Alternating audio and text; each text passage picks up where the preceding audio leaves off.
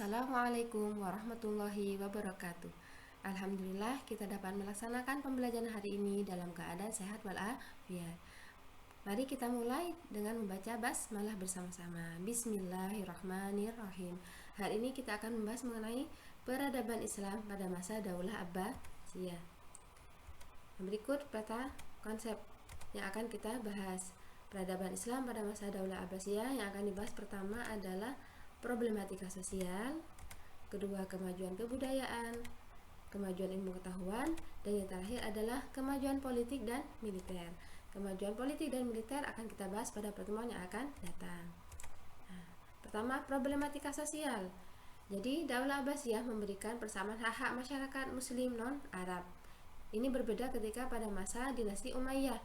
Jadi, kelas tertinggi itu dinikmati oleh kaum muslim Arab yang berbahasa Arab, sedangkan yang muslim non-Arab yang tidak berasal dari negara Arab itu dinomorduakan. Berikut adalah masyarakat muslim non-Arab yang bukan berasal dari Arab. Yang pertama adalah kaum Barma. Mereka merupakan keluarga bangsawan terhormat dari Persia. Kedua adalah Daulah Buwaihiyah. Mereka golongan Syiah dan merupakan keturunan Buwaih yang berasal dari suku Dailami. Selanjutnya adalah Daulah Seljuk. Ini beraliran Sunni. Mereka nanti ketika Daulah Abbasiyah mereka akan berkuasa. Selanjutnya, peta kekuasaan Daulah Abbasiyah. Jadi Daulah Abbasiyah itu berkuasa dari barat itu hingga ke Spanyol, sedangkan timur itu hingga perbatasan Asia sampai ke India. Ini adalah peta kekuasaan Daulah Abbasiyah. Di sini Madinah dan Mekah. Pusat kekuasaan ada di Baghdad. Selanjutnya, kemajuan kebudayaan. Dengan Daulah Abbasiyah berkuasa sampai ke Spanyol bagian barat dan India di bagian timur.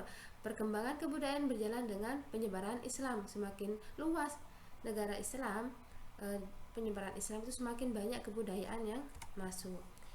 Pertama, penduduk negeri taklukan Islam dengan rela hati masuk Islam. Mereka tidak dipaksa masuk tapi dengan rela hati. Misalnya Mesir, Suriah sampai ke Spanyol, mereka ikut masuk Islam. Sehingga kebudayaan Arab itu mewarnai ke seluruh negara yang termasuk dalam negara Islam. Kemudian kebudayaan Arab mengakar di Baghdad hingga ke Andalusia. Mereka bahkan menggunakan adat istiadat bahasa Arab dan adat istiadat Arab dalam kehidupan sehari-hari. Jadi sudah mulai menyebar kebudayaan Arab. Kemudian gereja-gereja pun dihiasi dengan ukiran Arab. Wanita Kristen Sisilia berpakaian ala wanita Arab. Ini adalah pengaruh kebudayaan Arab. Selanjutnya, orang-orang dari Inggris, Prancis, Jerman, dan Italia juga belajar di universitas yang ada di Andalusia. Jadi mereka banyak belajar di situ. Setelah itu, munculnya tokoh sastrawan dan budayawan. Contohnya Al-Kindi, Umar Khayyam, An-Nafisi, Az-Zamakhsyari, Ibnu Maskawi, dan Al-Qushairi. Coba kita perhatikan. Kemudian kemajuan ilmu pengetahuan. Tadi kan kebudayaan, sekarang adalah ilmu pengetahuan. Coba apakah kalian tahu siapakah yang menciptakan angka pertama kali? Siapakah yang disebut dengan bapak kedokteran? Dan siapakah saja imam mazhab dalam Islam? Mari kita belajar bersama. Jadi, perkembangan ilmu pengetahuan pada masa Daulah Abbasiyah. Ini pertama kali mereka mendirikan lembaga pendidikan terdiri dari 2 tingkatan. Yang pertama itu di maktab atau kutab. Ini untuk lembaga pendidikan terendah untuk anak-anak, anggap saja seperti PAUD. Ini mereka belajar calistung, baca, tulis, dan berhitung. Kemudian ada tingkat remaja. Remaja itu belajar dasar-dasar ilmu agama, yaitu tafsir, fikih, hadis, dan bahasa. Selanjutnya ada tingkat pendalaman. Siswa menuntut ilmu keluar daerah dan belajar pada beberapa ahli di bidangnya. Sedangkan anak penguasa itu pendidikan berlangsung di istana. Jadi gurunya yang ke istana. Jadi ini pertama kali munculnya ilmu pengetahuan. Kemudian berdirinya perpustakaan dan akademi. Perpustakaan ini bukan tempat buku saja pada waktu itu, tapi juga sebagai universitas, tempat berkumpulnya para tokoh ilmuwan. Perkembangan ilmu pengetahuan selanjutnya adalah ada namanya pada Daulah Abbasiyah ada namanya gerakan terjemah. Jadi mereka membuat gerakan terjemah yang terdiri dari 3 fase.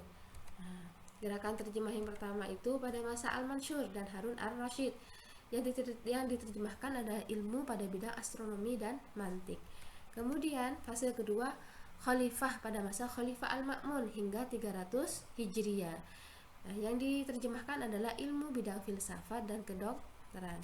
Kemudian yang ketiga adalah pada masa 300 Hijriah hingga seterusnya. Ini sudah mulai adanya pembuatan kertas sehingga bidang ilmu yang diterjemahkan semakin meluas.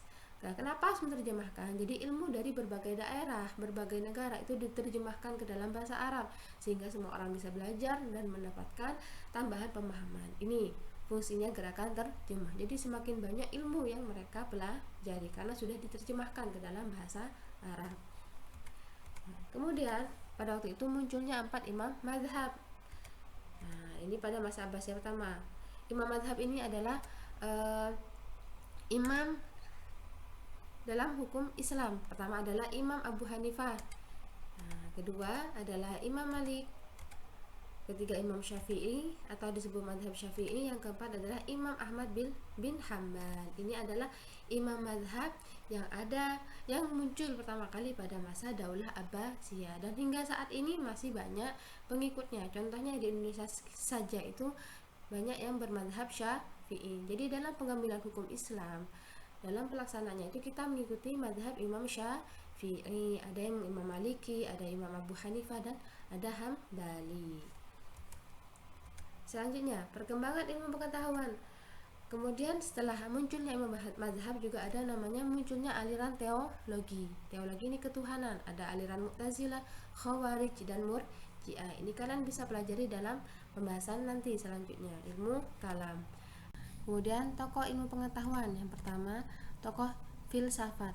Ada Al-Kindi, Ar-Razi, Al-Farabi, Ibnu Sina, Ibnu Maskawi, dan Al-Ghazali.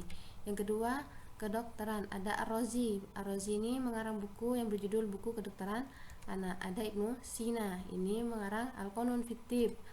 Ini adalah Ibnu Sina. Beliau ini pertama kali menulis mengenai peredaran darah manusia. Disebut dengan Avicenna atau Ibnu Sina. Disebut dengan Bapak Kedokteran Modern. Kemudian ada astronomi. Ada Al-Farizi dan Al-Khawarizmi. Nah, berikut adalah ilmu astronomi. Nah, ilmu astronomi ini fungsinya untuk mengetahui sholat 5 waktu, penentuan arah kiblat, dan menentukan awal bulan. Kemudian yang keempat ada bidang optika. Tokohnya adalah Al-Haytami. Yang kelima bidang matematika. Al-Khawarizmi ini menciptakan angka dan disebut dengan tokoh yang pertama kali menemukan Al-Jabar. Yang keenam kimia, yaitu Jabir Al-Hayyam. Ini adalah Al-Khawarizmi. Beliau yang menciptakan angka dari 1, 2 hingga 10. Sekian dan terima kasih. Wassalamualaikum warahmatullahi wabarakatuh.